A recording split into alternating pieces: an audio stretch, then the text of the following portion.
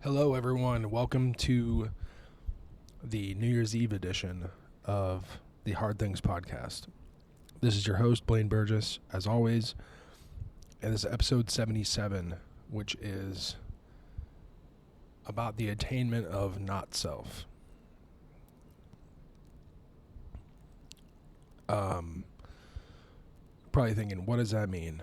This is the final chapter of my book, something I've been studying deeply and recently just had a breakthrough on myself, just in terms of understanding. It's a feeling I felt for a long time, but something I couldn't put to words.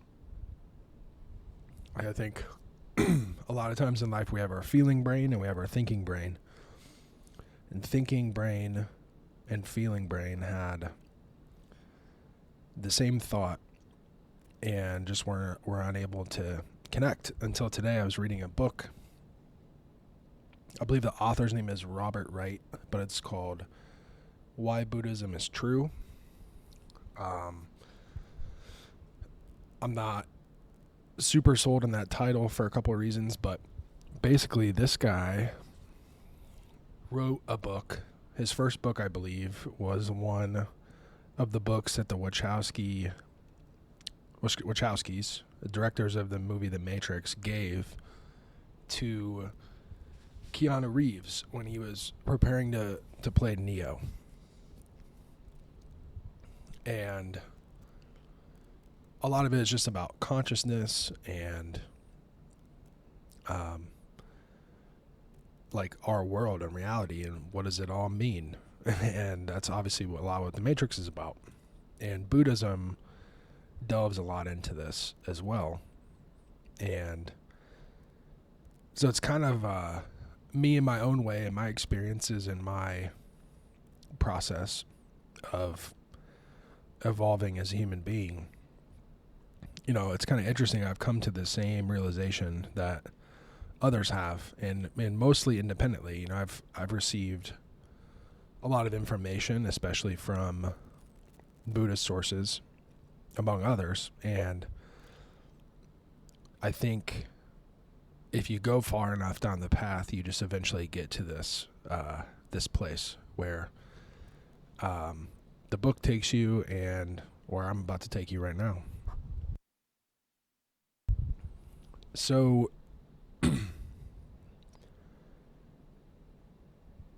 the breakthrough I had about not self is essentially the best way to describe it is not self. This is, the Buddha classifies not self as anything that can cause you harm. Like anything that is your true self will not harm yourself. And I think that's what clicked for me in my brain as I was reading passages in this book is it's not so much like understanding the self and the not self. Like I was thinking all these things that I conceive of as myself, like little habits I've picked up here and there in the course of being a human. You know, I feel attached to them and think of them as part of myself. And by reversing kind of the thought process, so it's like I've accumulated these things and they're inside this circle that I call myself, and I have to push them out. But really it's the opposite, is they're already out and I'm pulling them in. So I don't really have to do anything to the not self to get it to go away. Like it just falls away on its own. Anything that harms you, it's just not something that you need to be attached to. And by trying to push it away, because there's already a pulling force, it doesn't necessarily make it, you know, you would think that there's a pulling force pulling something away, and then you also push it, it's going to make it kind of leave faster. But what you don't realize is there's also an outer boundary, and that outer boundary is kind of pushing and pulling as well. So you add more force to the kind of natural process, and it's going to upset the whole thing. So the answer really is to do nothing and feel your feelings, pursue desires as they come up. And these desires are there to teach you a lesson, for better or for worse. And ultimately, by pushing and pulling, you realize that it's just altering the natural outcome. And the natural outcome is ultimately what you want. So to come basically to that realization is that, first and foremost, the natural outcome is what I want. And I get to the natural outcome by allowing, like, it's already here. Like, the natural outcome already exists. So all you have to do is be, human being rather than human doing. I think is really what that is. And so once you realize this for yourself, I think I've been on the edge of this for a while. I'm not completely all in, but probably the last 18 months, I have gotten closer to this kind of state of being, closer than I ever have. You start to expand, you start to understand, like, okay, well, not only, like, if this is what's right for me, like, it's also what's right for everyone. And again, it's not myself or anyone else saying this is what is best for me. It's like, it's the natural order of things. That you can call it natural selection. You can call it, I don't think there's a word, in Star Wars they call it the Force. But if you just quiet down all the words and you meditate long enough, you just feel that there's this thing, there's this quality, that is guiding everything. And even us struggling with the not self is part of this process too. Like, it's also natural. So, like, you don't have to feel stupid or silly for struggling for any amount of time, because the struggle is part of it. But I think the point to the struggle is that eventually you're going to learn that you don't have to. For some people, it comes at the very end of their life. For some people, it comes very early on. I think I experienced it early on and then kind of pushed myself away from it. But had I been courageous enough, I maybe could have did it sooner. But again, like, force here is not the goal. It's really, the goal is power, and the power just resides in this natural process. So when you realize that to kind of be in touch with this power, you don't have to do anything, then that's the power right there. Like, you're just in it. And once you are in it, the best thing you can do is help others to be in it and expand consciousness so that, the natural process can take hold and do its work. And you'll notice when I say natural, I don't say good or bad. So yeah, and I think the end state of the natural process is ultimately happiness. Because the struggle, the dark side of it, kind of happens naturally, and then the good side of it happens naturally too. And, through the process of being human, you know, I came across these 4 stages of happiness. They're, immediate gratification, comparative personal achievement, contributive, like good beyond self, for good for the group, and then ultimate good goes even beyond the group. So I think it's a good way to understand, like, realizing the self and the not self is not. I think it feels scary for some people because it feels like the end. I know I've avoided it for a long time because I wasn't quite sure what comes next. But if you realize this at the end of your life, there's not that much time. And I think that's why some people maybe put it off. And then you realize, your physical body is going to die. And like, man, I was so silly. I could have been, doing this for longer. I think I was always worried that, the self and the not self makes everything kind of irrelevant. I think that's where monks go to monasteries and don't interact with the world, or people get so immersed in the world that they don't ever slow down and get quiet like a monk would. And I think the balance between those two is what it's all about.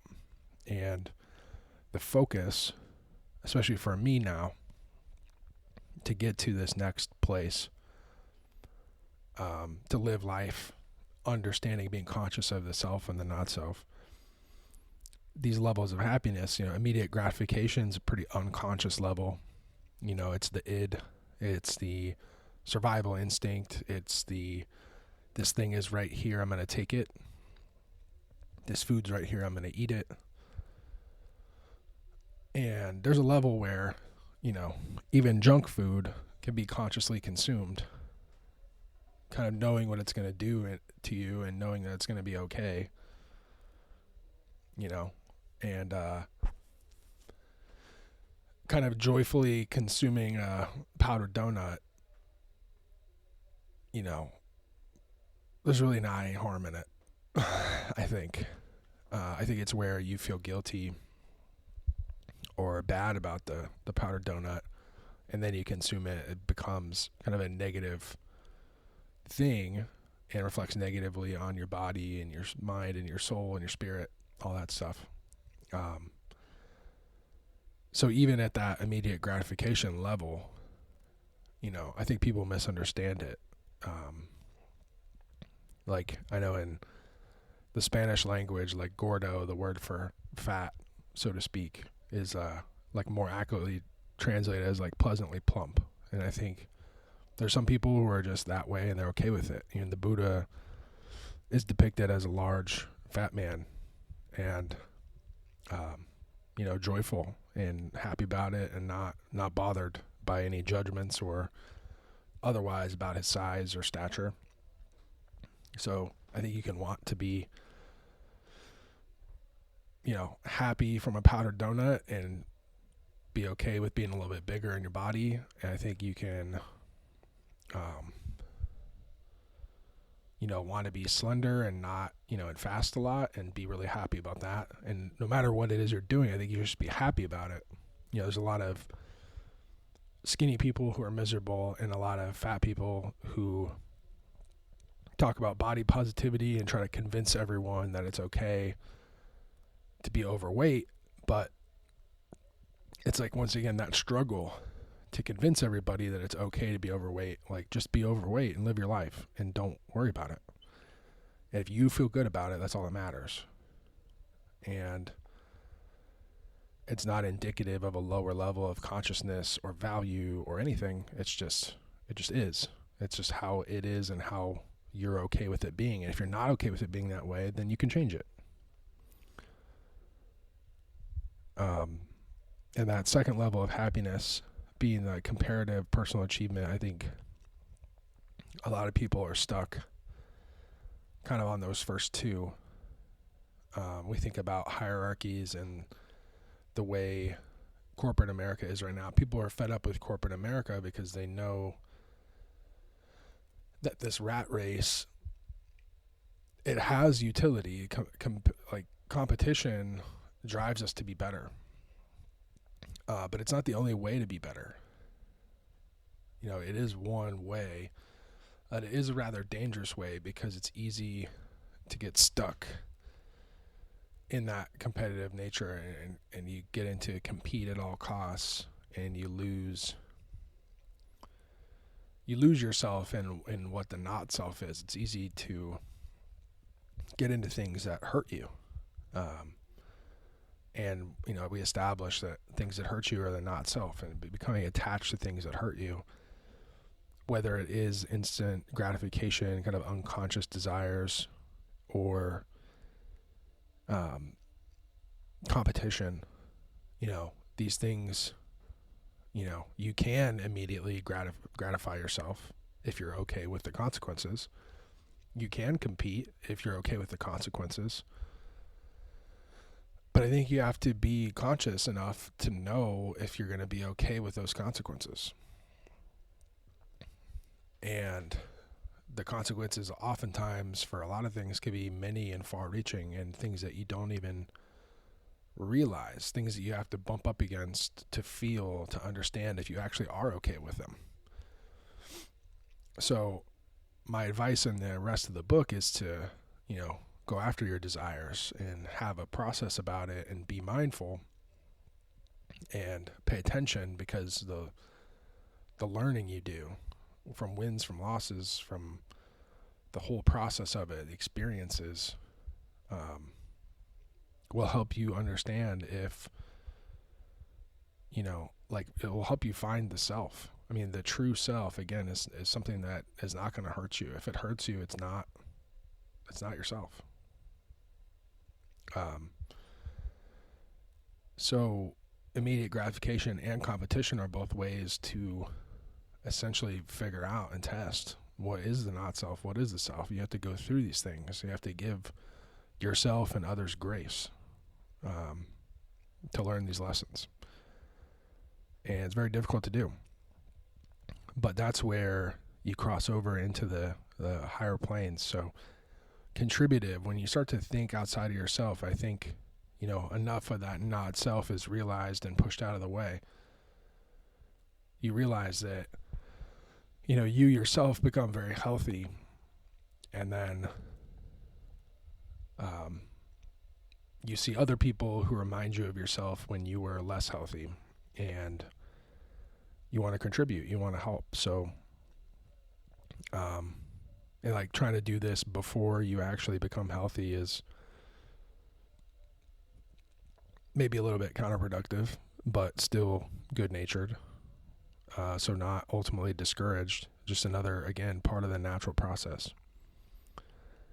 But this is where you start to think long-term. You start to think like, I am going to sacrifice something so that my future can be better. And the future of those around me, I can share that better outcome with others. And I think what I find is, these first 3 stages, life can hit you pretty hard, and you can bounce between the 3 and like go up and down or side to side, or, however you imagine you go through these. You could be acting on all 3 at the same time about different things in your life. But even just having the intention of making something better for you and for others is good. And that's a sign of, cutting away a lot of the not self and understanding what it is and not choosing it.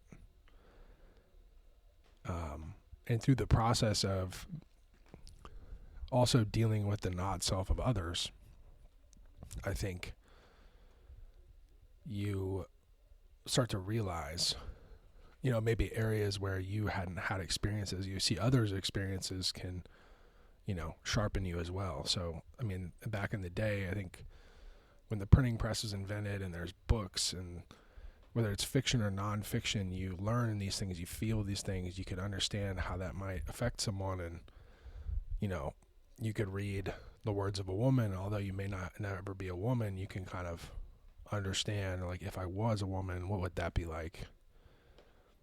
And it just expands your ability to be with people, to deal with, the collective negativity, I think.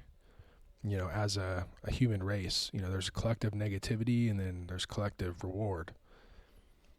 And ideally, say there's 100 people, all 100 would take 1% of the damage, and, everyone takes, 1% of reward. But that's where, that's kind of why you play the game, so to speak. If football teams were all equal and played each other and always tied, there'd be no point to doing it. That's part of life, is figuring it out. And that, in a way, that's where, like, competition is necessary, because that's how we find the best of us. But then those who find the best of us should share it, and they should share it willingly. It shouldn't be compulsory thing. It's not like, I think that our best state is a blend of, it's conscious capitalism with,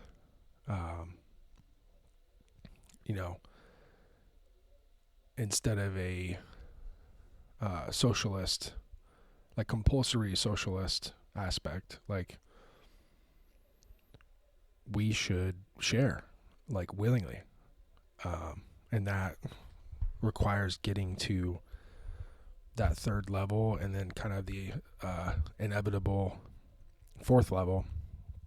I think once you have really separated what is self and not self, you get to this ultimate good stage.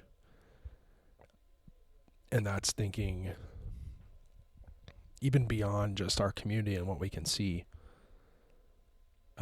It's thinking into the future, like with time, thinking outside of time, like thinking of not only my kids, but their kids. And, say my family line dies off and I don't even have any relatives in the future, I still want these human beings to figure it out. And,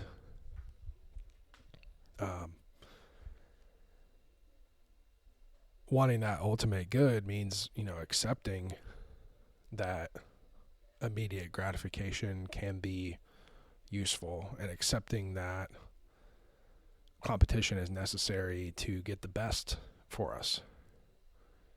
Then realizing that giving back,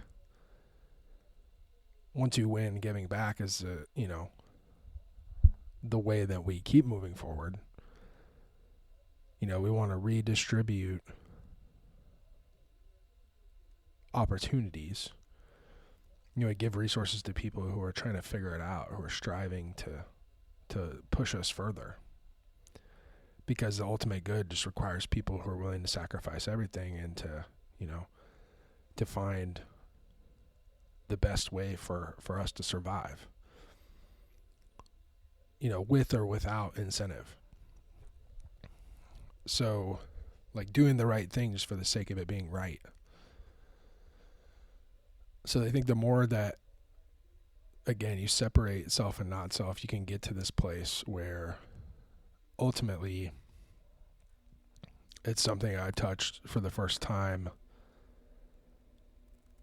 I don't know, about a year ago. I was in a situation where I had discovered this feeling of self and not self, and I knew something was hurting me. Something was not mine, not for me, not a part of me. But I recognized a greater good within the situation, and it was a greater good that was aligned with my immediate gratification, kind of competitive desires. Something that I was willing to give up. I looked this situation in the face, and it's hard to be conscious in a situation like that. It's hard to, you know, not feel bad or good. Not judging it, and just seeing the natural process of life for what it is. Like, there's inherently a good part and a bad part. And I, for the first time, allowed myself to feel like, hey, here's these competitive and gratifying things, and it's the situation's also attached to what could ultimately be the ultimate good, something collaborative and contributive that will make for a better future. It could be one in which I get to enjoy that future, and maybe I don't. But, I don't know. I didn't know the answers. It's not like I know the right thing and I'm the one deciding this. It's just something I felt like there was an opportunity where I can enjoy myself now and maybe also enjoy myself later. And there's a chance later I won't.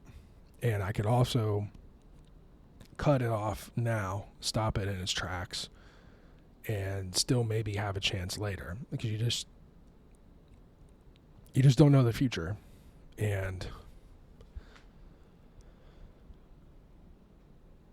I really could have gone either way. It's genuinely 50-50. And what would have swayed me in the past was my judgment of it being good or bad. So instead of judging it,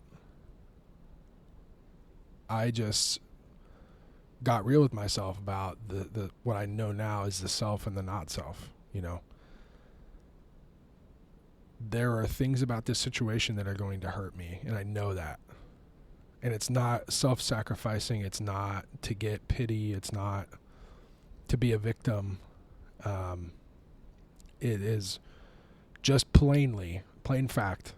This is going to hurt me. It's also could benefit me greatly. And to get that ultimate benefit, you got to risk it a little bit, because we don't know. I'm not I'm not in power. I don't have any power in this situation. The only thing I have the power to do is to choose my actions. So I know I'm being really vague about this, but basically, I just had to feel, use my feelings to understand that, like, no matter what pain I would feel, it's part of my not self, and it's not me. It's not mine. It'll be in my, like, I will have chosen to expose myself, but I don't have to absorb it. I can feel it and let it go. And it felt like the challenge of doing this, the challenge of understanding this more, along with the potential future benefit and the present benefits that were obvious, I can just tell you, like, I experienced an immense amount of pain that I have assumed my whole life I wouldn't be able to deal with. And yet I'm talking right now. And the understanding I have now of the self and not self is a direct result of my participation in the situation. And the future outcome is still on the table. And it pretty much went like how I felt it would go, for lack of a better term. And this is, I think, there's like a blind faith, and then sometimes you have to have a little blind faith to get you started. But also there is a faith, kind of a informed faith. And every time I exercise this muscle, it gets a little bit stronger. And going into a situation knowing that you're going to be hurt is not easy. And it's really tempting to go into that victim mindset when you do get hurt. But beyond that is the not self, and realizing that it's, although it happened to the mind and the body and the soul of that I'm currently inhabiting, it's not mine. Anything that hurts me is not mine. It's not a part of myself.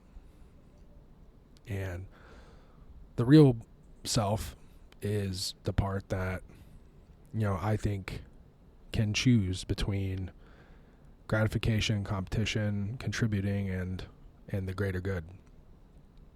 And just being able to choose and experience this life. I think whenever we experience negativity and maybe hold on to it is when there's a large amount of negativity, and I think it oftentimes stems from just not choosing well. So as you gain experience, you choose better. There's less to recover from. And ultimately you realize there was never anything to recover from at all. And so I guess that's the whole point of this book, is to go after your desires ethically and feel the negative and positive consequences, accept them fully, and the result of that is you may just get access to what I'm talking about. Because that state of mind is I think what a lot of people call maturity. It's something that's desperately needed in our world right now. I know me, myself, who inhabits this body right now, cannot do it alone. To be honest, now, I just think it's really important for this next stage of humanity and for the greater good. And I hope in writing this book in the future that I can help at least one person figure this out. And I'll spend the rest of my life trying to do so. And if it happens to be more than one person, then incredible. So with that, I hope you enjoyed this. It was very gratifying for me to get to this point. If you've listened to any of the other podcasts, it does get painstaking. There's a lot of emotion. There's a lot of trials and a lot of thought. And I'm just very grateful to be where I'm at and on the precipice of being able to use this gift that I've started to understand. So until next time, see you later.